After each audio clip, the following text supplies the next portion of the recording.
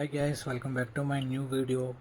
మనం విజయనగర సామ్రాజ్యానికి అయితే వచ్చేసాం. విజయనగర సామ్రాజ్యం 1530s శ్రీకృష్ణదేవరాయ గారు ఉదయగిరి రాజ్యంపై గెలుపు గుర్తుగా ఈ హంపి అనే టెంపుల్ ఇక్కడ ఇవన్నీ నిర్వహించారు టెంపుల్ని. ఇదంతా మొత్తం హంపిలో చాలా టెంపుల్స్ ఉన్నాయి. ఇదైతే మనకు కనిపించేది అయితే 50 రూపీస్ నోట్ పైన బ్యాక్ సైడ్ ఉంటుంది కదా, అది ఆ లోగో అనమాట.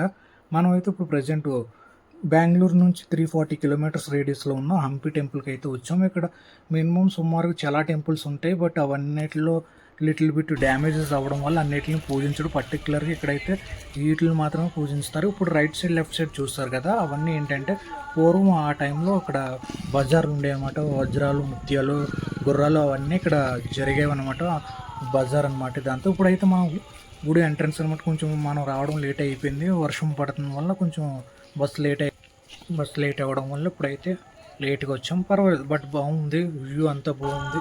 ప్రజెంట్ విరూపాక్ష టెంపుల్ అనమాట. ఇక్కడేంటి శివుడు అనేక రూపంలో ఇది ఒక రూపం అన్నమాట.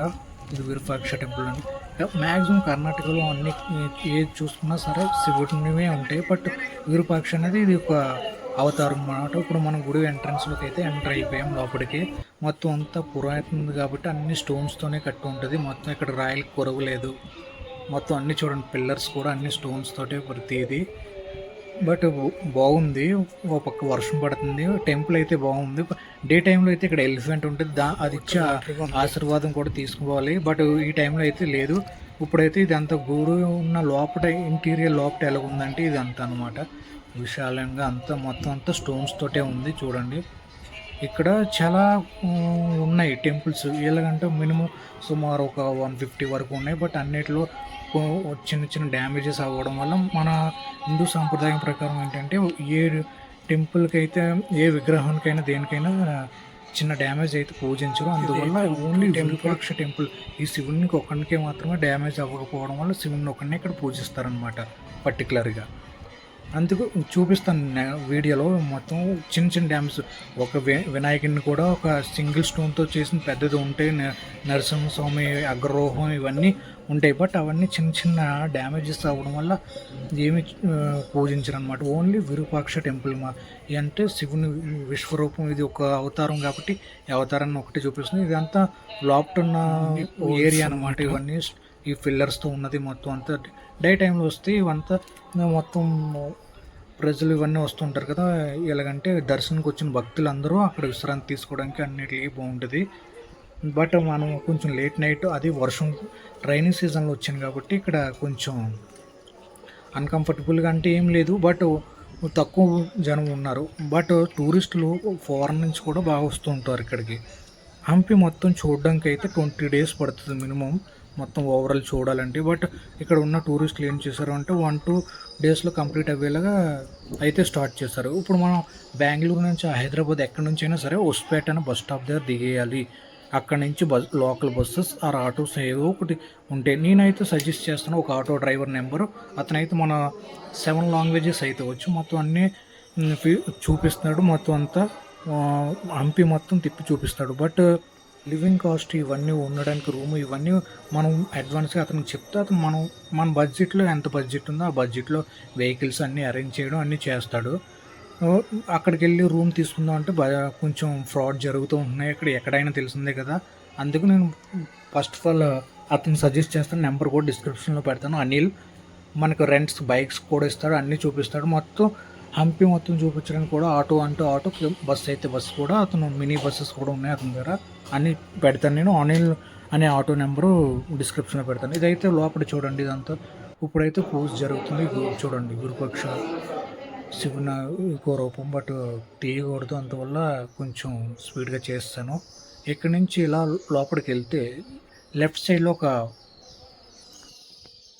ఇలా లోపలికి వెళ్తే లెఫ్ట్ సైడు అంతా ఫారినర్స్ అది ఎక్కువ వస్తూ ఉంటారనమాట. ఇవన్నీ చూడండి, మొత్తం అంతా స్టోన్స్తోనే.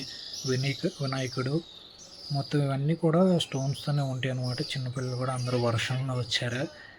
బట్ నైటింగ్లో మీ అందరికీ చూపించడం కోసం మొత్తం ఏదో విధంగా కవర్ చేస్తాను. బట్ నేను అన్ఎక్స్పెక్టెడ్గా వచ్చాను. అన్ఎక్స్పెక్టెడ్గా రావడం వల్ల ఇదైతే చూసారు కదా పుష్కర్ణి. ఇదేంటంటే ఫెస్టివల్ టైంలో లైట్స్ ఫ్లవర్స్తో బాగా డెకరేషన్ చేసి హైలైట్గా ఉంటుందంటే, సూపర్ ఉంటుందంటే. బట్ ప్రజెంట్ అయితే ఇలా ఉంది. చూడండి మొత్తం అంతా స్టోన్సే ఇవన్నీ.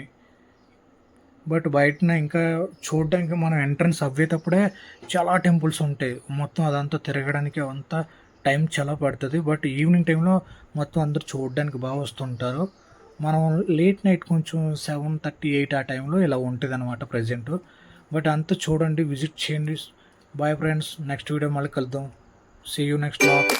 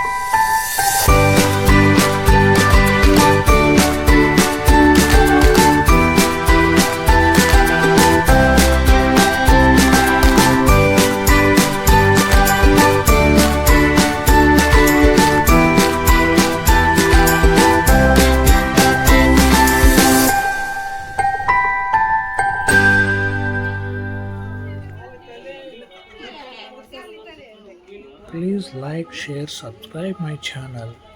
ఎంకరేజ్ చేయండి గైస్. నెక్స్ట్ వీడియోలో మంచి వీడియోతో మళ్ళీ వస్తాం. అండ్ మన వీడియోతో నెక్స్ట్ వీడియో కలుగుతాం. Bye bye, see you. వర్షం హెవీగా అయిపోయింది.